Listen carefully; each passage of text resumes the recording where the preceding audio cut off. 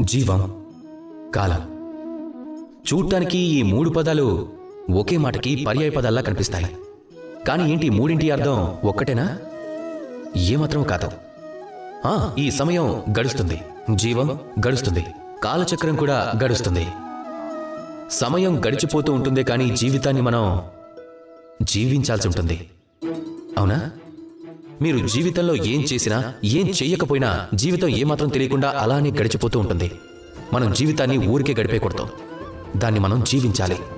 ఈ జీవితంలో ఇవ్వడం ఉండాలి, తీసుకోవడం ఉండాలి.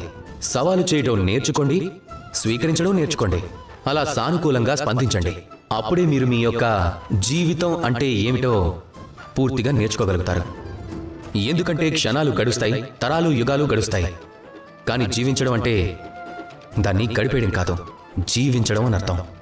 మీకు లభించిన జీవితాన్ని పరిపూర్ణంగా మీరు అనుభవించాలి, కొత్త దారులు వేసుకోవాలి. ఒకవేళ మీరు జీవితాన్ని జీవిస్తున్నప్పుడు ఒకసారి ఆలోచించుకోండి, మీ మనసులో ప్రేమ ఉంటే, సత్సంకల్పం ఉంటే ఏం జరుగుతుంది అన్నది. మీరు జీవించే ఈ జీవ అనుభవమే వేరుగా ఉంటుంది. అదే ఆనందమయ అనుభవం అవుతుంది. అదే ఆనందానుభూతులతో ప్రేమగా పలకండి, రాధా కృష్ణ.